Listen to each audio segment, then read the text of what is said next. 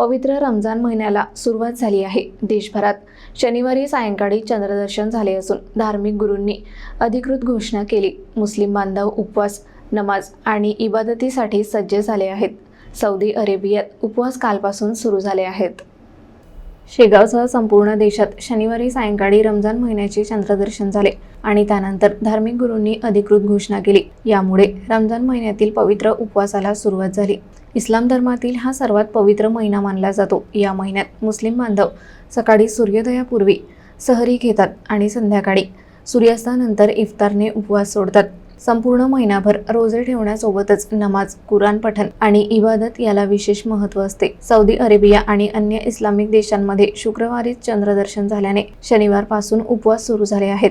भारतात मात्र चंद्र एक दिवस उशिरा दिसल्यामुळे येथे उपवास रविवारपासून सुरू झाले आहे।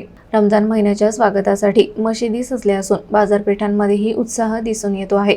खजूर, फळे आणि विविध खाद्यपदार्थांची खरेदी जोरात सुरू आहे। रमजान हा त्याग, संयम आणि दान धर्माचा महिना मानला जातो। या महिन्यात गरजूंना मदत करण्यावर विशेष भर दिला जातो। रोजेदार एक महिना उपवास पाळून शेवटी ईद उल फितरचा आनंद साजरा करतात। मुस्लिम समाजात उत्साहाचे वातावरण असून पहिल्या रोजासाठी विशेष तयारी सुरू आहे।